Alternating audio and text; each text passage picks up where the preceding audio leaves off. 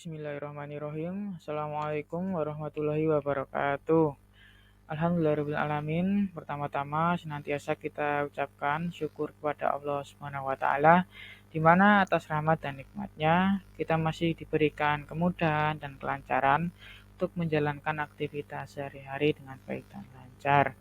Khususnya pada proses pembelajaran yang sedang kita laksanakan dan juga semoga kita semua tetap dalam kondisi sehat tengah masa pandemi yang masih merebak sekarang ini. Sebelum kita masuk pada materi pembelajaran, alangkah baiknya kita tengok kembali atau merujuk kembali mengenai materi yang lalu, yakni tentang sumber daya alam yang ada di sekitar kita. Bisa dibuka buku kalian halaman 67.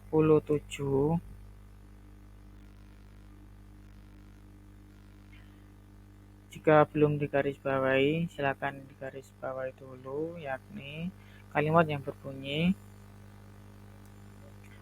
sumber daya alam adalah segala sesuatu dari alam yang dapat digunakan untuk memenuhi kebutuhan hidup manusia. Air, matahari, tanah, dan segala yang ada di dalamnya merupakan sumber daya alam yang harus dipelihara dan dilestarikan. Sumber daya berupa air, tanah, matahari, tumbuhan, dan hewan merupakan sumber daya alam yang dapat diperbarui. Selanjutnya, digarisbawahi lagi, beberapa sumber daya alam tersebut dapat berupa berbagai bentang alam, seperti sungai, danau, laut, tanah persawahan, dan tanah hutan. Pada setiap bentang alam terkandung sumber daya alam berupa air, tanah, udara bersih, tumbuhan, dan hewan.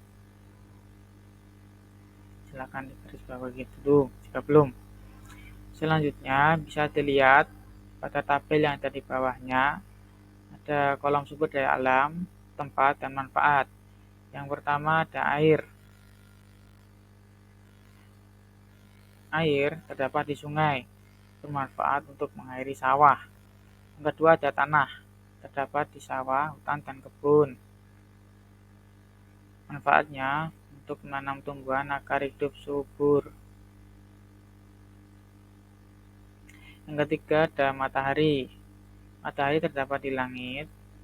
Manfaatnya untuk menyinari tumbuhan pada proses fotosintesis. Nah, itu tadi sedikit kita merujuk tentang materi yang lalu mengenai sumber daya alam yang ada di sekitar kita. Selanjutnya bisa dibuka halaman selanjutnya pada buku kalian di halaman 69 mengenai tempat-tempat atau bangunan terbesar yang ada di Indonesia. Yang pertama ada Candi Borobudur. Silakan digarisbawahi. Candi Borobudur merupakan candi Buddha terbesar di Indonesia. Arsiteknya bernama Gunadarma. Kemudian tak heran jika Candi Borobudur merupakan satu keajaiban di dunia. Jika sudah, lanjut ke halaman selanjutnya. Lalu Waduk Jatiluhur. Bisa digarisbawahi di buku kalian atau kalimat di sini Ustaz garis beri warna coklat, yaitu Waduk Jatiluhur adalah kolam besar dapat menyimpan air untuk berbagai kebutuhan. Bisa digarisbawahi sampai akhir, juga sebagai pengendali banjir.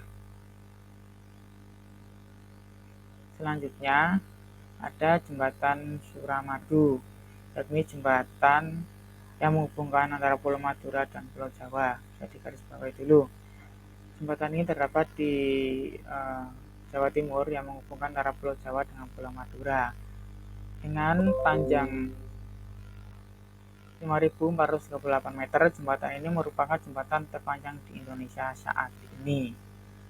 Nah, selanjutnya di bawahnya juga bisa digarisbawahi, seorang arsitek juga berperan dalam usaha mempersatukan umat beragama Islam sampai pada tahun 1961. Baik,